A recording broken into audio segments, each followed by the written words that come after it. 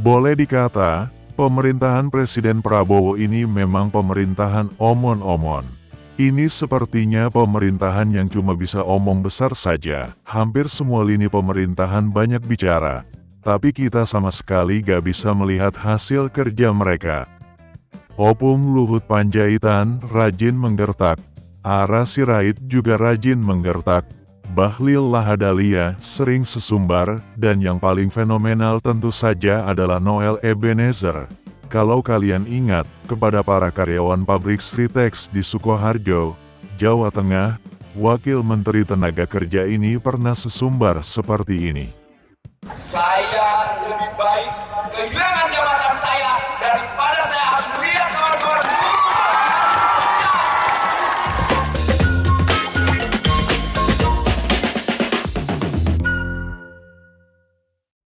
Sekarang, setelah Sritex benar-benar diputuskan pilot, setelah para karyawan di PHK massal per tanggal 1 Maret lalu, setelah 10.000 karyawan Sritex kehilangan pekerjaan mereka, bagaimana sikap dari Wamenaker Noel Ebenezer?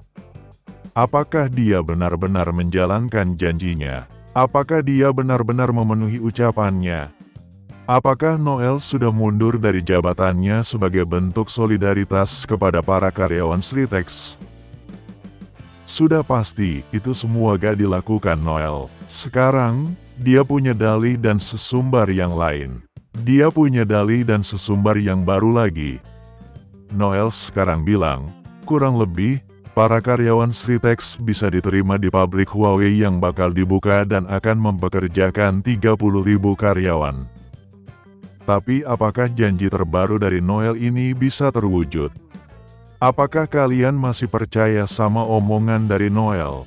Dan apakah para mantan karyawan Sritex juga masih percaya sama omon-omon dari Noel ini? Omong besar Noel dan juga jajaran pemerintahan Presiden Prabowo lainnya sebetulnya bukan cuma menurunkan kepercayaan publik sama diri mereka masing-masing. Tapi omong besar mereka sudah meruntuhkan kepercayaan rakyat sama Prabowo dan pemerintahannya.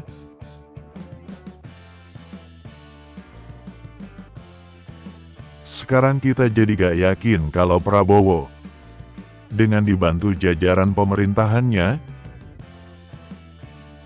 dia bakal bisa mengatasi beragam masalah yang menimpa Indonesia. Semakin hari, walaupun pemerintahan ini baru berjalan 4 bulan, semakin hari kita merasa pemerintahan ini semakin gak kompeten. Kasus pagar laut jadi contoh lain ketidakkompetenan dari para pembantu Presiden Prabowo. Sampai sekarang, mereka gak bisa menangkap siapa orang besar yang punya rencana besar sehingga berani keluar uang banyak buat memagari laut sepanjang 30 km.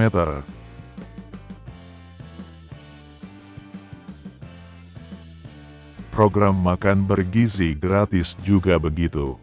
Para pembantu presiden gak sanggup menerjemahkan keinginan Prabowo jadi program yang efektif dan membantu ekonomi rakyat.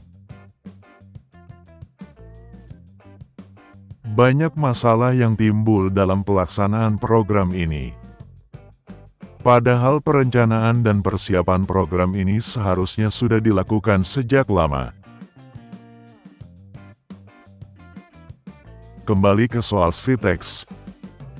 Belum lama ini Opung Luhut bilang kalau Presiden Prabowo sudah mengeluarkan instruksi supaya ada reaksi cepat mengatasi gelombang kebangkrutan industri dan PHK massal.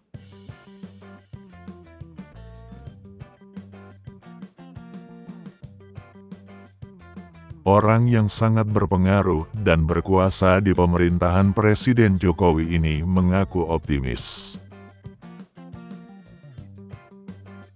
Dia sudah menemukan solusi buat mengatasi masalah yang sangat mencemaskan rakyat ini. Tapi lagi-lagi kalau yang bicara adalah Opung Luhut,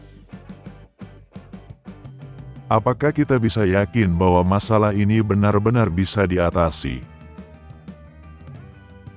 Apakah kita percaya Opung Luhut bisa memberikan solusi yang benar-benar mujarab? Kita tahu Opung Luhut sudah diberi kesempatan dan waktu 10 tahun selama pemerintahan Presiden Jokowi buat membenahi masalah-masalah ekonomi kita, buat memperbaiki fundamental dari ekonomi kita. Tapi, pada kenyataannya, kondisi ekonomi yang diwariskan Presiden Jokowi kepada Presiden Prabowo ternyata sangat buruk. Jadi, melihat pengalaman dan kenyataan itu, apakah bisa kita masih mempercayai omongan Opung Luhut? Melihat semua kejadian yang sudah kita bahas ini, jujur saja, Tonan jadi semakin yakin kalau pemerintahan Presiden Prabowo ini memang pemerintahan yang omon-omon saja. Ini sepertinya pemerintahan yang cuma omong besar saja. Gimana kalau menurut teman-teman?